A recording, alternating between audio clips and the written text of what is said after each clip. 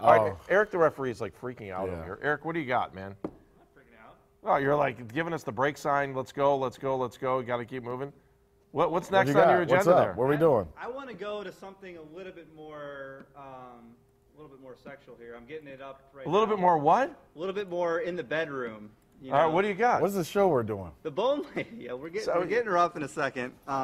Okay, so you're talking about sexual. You're talking about going in the bedroom with the bone lady. I mean, seriously. Got a show you producing over here. Yeah, what is going on? I have to throw a flag on you. Yeah, throw the flag on yourself. Please. Shut up. Because tough guy. Phil Dawson is the man. I don't care what you guys say. You're going to sit here and talk about Phil Dawson all morning? Yes. Well, I'm going to do you just like I had to talk about the Josh Gordon people yesterday. How many games per year did they win when they had Phil Dawson? And I like Phil Dawson. Do you guys remember that game when Phil Dawson hit a 51-yard field goal to beat the It doesn't Ravens? matter. No, what's the difference? Are they still the 4 and 12s with Phil Dawson? Yeah, thank you. I like Phil Dawson. Phil Dawson, clearly, between Dave Zastudil and Phil Dawson, probably my 2 favorite Browns and Tim Couch since 1999. Wow. Okay? Yeah. I mean, they were just always easy to talk to. Dudes. There was never any BS with those guys. They were always straightforward. Phil gave it everything he possibly can. I'm a huge Phil Dawson fan. But yesterday, it doesn't matter. If the snap's not there, you're not going to get it. If you've got a bad alignment going in. Let me ask you one question. Sure. First game of the season, do the Browns kick a field goal if they have Phil Dawson? No, they don't. No. They don't attempt a 53-yard field goal. That's an easy answer. At that stadium, no. At Heinz Field, no one hits 50-yarders. That's an easy one. And as Kenny Rhoda said, Phil Dawson got blocked yesterday, Eric. What are you like? All right, let's get sexual. All right, here we go. Oh, this is our first appearance of the season. And clearly, Eric, the referee, feels like he's become a man by talking to her. Let's go to the Bone Lady. Okay. Hi, Bone Lady. How are you? Hey, good morning. Not so good. And what is all this talk? Just because you come in my bedroom doesn't mean it's sexual. See? Oh, well, that's Eric, the referee. That's Eric, the referee. That's the mind of a young man. Hey, you got to back off the camera. All we can see is your eyes. All you can see is my eyes, really? How's that? Better? No, not even Lower. close. We see the beehive hairdo. There you go. There, much better. There you go. Oh, there we go. What is around your neck, Bone Lady? What is around my neck? It's my necklace. No wonder the young man, Eric, is all feeling springy this morning. You guys just want to talk about anything other than the game yesterday, don't you? What bothered you about the game, Bone Lady? I'll talk football with you. No, I got Eric, you. the referee, wants a tour of your bedroom, is what he wants here. Let's talk about the positive first. Let's go positive, yes. After that win, everyone was so excited. I think people are starting to see the upswing with this team, which is so great, right? Bone Lady, you got to back the camera up. Boyer's been playing great. I loved the trickery and debauchery of putting Manziel in there and throwing the ball to him. You know, so all the fun stuff that you love about watching football just all got negated because, oh, my God, we don't have a run defense. What is up with special teams? Just all this stuff, penalties. I mean, it was a heartbreaker. It was a heartbreaker because even with all that said, we were still in it, and we just couldn't pull it out at the end. So it was, I was talking to fans after the game, and they were just back to lethargic, apathetic mode again. You should have heard the words on the ramp coming back down. As I walked down from the press box. I could only imagine. The words that we can't use on this show. Bone Lady, I need you to back the camera up just a little bit more. All we see is your little Yingling advertisement there. Hey, there you go. Well, you know what? I have a GoPro camera in my hair. And if you go on my YouTube, it's called View from the Beehive. And I'm doing interviews, and you're seeing my game day experience from my hair.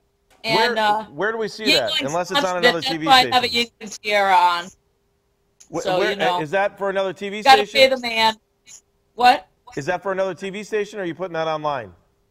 That's going to be online on my YouTube. I do work for another TV station, but this will be on my YouTube, The Bone Lady. So I'll be having videos up every week. All right, we'll watch that. I'll go watch that. I want to see what the view from the Beehive is. Let me ask you. I'm interested, too. What were the expectations for you for the first 3 games, Bone Lady? Like, what did you expect the record to be at this point? Well, of course, I'm a jaded, disgruntled Browns fan, so I only had us winning 4 games all season. So this is a good start then. once bitten, you just keep. I hear It's you. hard to get to be positive, but. And then and let's not all forget that first half in the Pittsburgh game. And then when that came on, I went, I don't think I can watch this all season. And then, they turned it around, and Hoyer lit it up. And whatever happened in the locker room, whatever happened, it changed. So now we're all feeling positive. We're feeling the momentum. But we still have a long way to go. And I think that's what yesterday's game was, a reminder. Hey, we're not there yet. We still have a lot of work to do. And we still, we need all the pieces and parts. We still have some guys on this team that need to prove themselves. And then we have one guy, Joe Hayden, gets paid, and all of a sudden, funny thing, his play falls off. Isn't that funny how that works? Not saying it's intentional, but, Thank you, Bone Lady. Hey, Bone Lady, tell me again that website so we can go watch View from the Beehive. Yeah, it's The Bone Lady. The Bone Lady. Okay. Yeah, it's kind of a no-brainer there, don't you think? Yeah, that's pretty easy. And at some point during the week, please give Eric the referee a call so we can calm his nerves a little. And he can see the tour of your room. I think that's what he really wanted. Is that it? Is that going to be up there? Well, maybe every week. And listen, sorry I wasn't here the first 2 weeks. I was indisposed. All right. What you do on your own time is your business. Thank you, Bone Lady. We appreciate it. All right. We love you. Thank you, Bone Lady. Love you guys, too. Hang in there. We'll Go talk to you now. soon. All right. Are we learning things about Eric on this show that we shouldn't know? Eric, I think you're exposing yourself, brother. Hey, a man wants what a man wants. I hear you. Oh, boy. Well, it's a bye week this week. I'm glad there are Hey, no rules I got a on this random show. question for you guys. all right? Well, shocker. Sure, yeah. Okay. By the way, do you know what his nickname is? We probably should call him by his nickname, rather. It's Pacific. Yeah, you know why it's Pacific? He's 3 hours behind on everything. Oh, my God. He'll turn to you and go, like at 9 o'clock last night, he'll go like, "Do you know the Browns lost on a field goal? It happened 3 hours ago. What are you talking about? Yeah, What do you got, Pacific?" Okay, if you see a random girl, okay? Okay. Stacy's like a 6 rating. Wait. I'm a happily married man. I know. You can look, though. Oh, yeah. She's a 6. If you put a Browns jersey on her, does she go up by 2 or 3? Depends if it's before the game and if I'm tailgating or not. Okay. Fair enough. Well, I guess it depends on what number she's wearing. Does that make a difference? If she's wearing a Braylon Edwards jersey. Down. Yeah. Tim Couch number, I'm in. I like it. Speaking of, let's go to number 2 right now. Do you see how I helped us get out of that? You are very Mr. nicely? Transition. Let's get out of that. This is how bad it is, Tim. We're talking about whether a jersey on a woman makes her better looking depending on the number. This is why we're so desperate for wins in this town. That's a good question, man. I'm going to say it does. Yeah, it helps. I agree. Kentucky jersey can make a 2 into a 10. Is that what you're trying to say? Exactly, man. It'll spike the rating up real quick on a woman. Yeah, that Kentucky blue just kind of stands out on them, right? That pop the eyes out. Yeah. Let me ask you a football question. What did you think of the Johnny Manziel play yesterday? Oh man, it was cool because when I first saw it, because they'd been setting that up the first couple of games, bring Johnny in for a play here and there, and you had to think in the back of their mind they were setting that play up when we really needed it against our one of our biggest rivals. We're going to run that play and hopefully get a big one out of it, and they did. But Wes was in motion and had it called back. But I think we all know now that it was a illegal play anyway, with Johnny not being he was too close to the sideline, so it shouldn't have counted anyway. But I like the creativity. I thought it was cool, and I kept wondering how they're going to use Johnny and why they keep bringing him in to hand the ball off and do that kind of stuff. But it seems like they had a plan for it, and it almost worked. Yeah. Hey, I asked this question last night on our Sunday show. What do you think's going through Johnny Manziel's mind right now? He's probably thinking, to be quite honest with you, he's probably thinking, is this going to work out for me here in Cleveland? Because Brian Hoyer's playing at a level where I don't know if I'm going to see the field. And, that's what I would be thinking. I really would, as a rookie coming in and, expecting to probably be the starter. And, I'm sure Johnny expected to beat out Brian in the offseason. I think a lot of people probably did, Brian coming off the injury and all. But he's probably sitting there thinking, if this guy keeps this up, I may have to try to find a new team because, I don't know if I can get this guy off the field or not.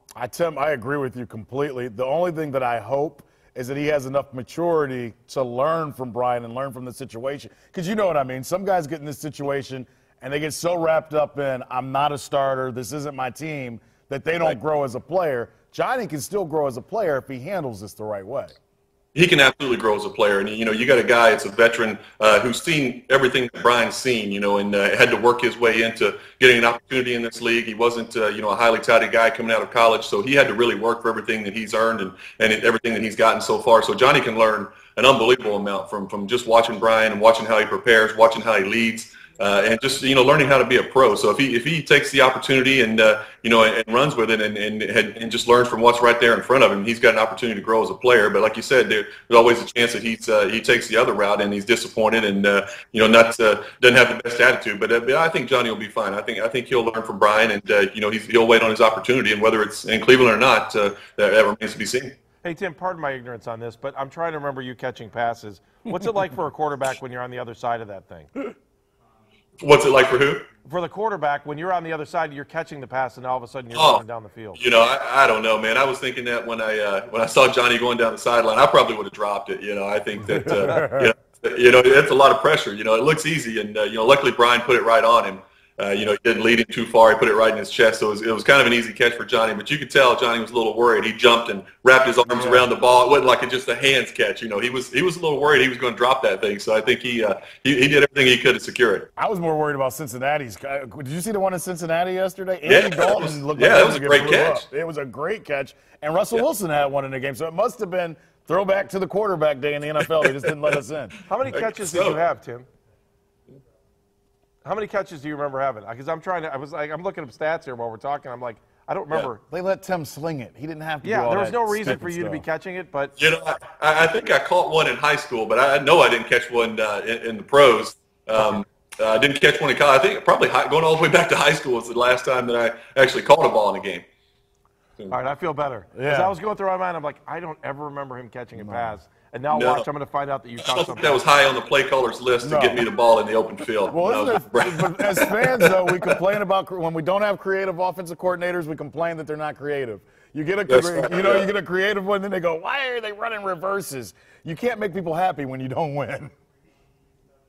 Exactly. It's tough being offensive coordinator. You got to walk that fine line between creativity and calling some dangerous plays. But you got your playmakers, and you try to put them in a chance to make those plays. And Johnny's certainly a guy who can is versatile enough to go out and make those kind of plays, and get him in the open field, and that's his strong suit. So they tried to do that, but unfortunately for the Browns, it didn't work out for them. Hey, I know we're going to grade the team here in a little bit, but you brought up something that I think about things, and I'm trying to be positive this morning and thinking about, okay, so Brian Hoyer hasn't thrown an interception, but I really thought the Achilles heel of this team was going to be the wide receiving core. And yesterday, again, Andrew Hawkins, he's worth every penny they paid him at this point. Guys are not dropping passes. Miles Austin had a great catch in the end zone yesterday. Just your assessment of the wide receivers at this point, because I'm looking at this thing going, man, this is all icing on the cake because I didn't expect any of it.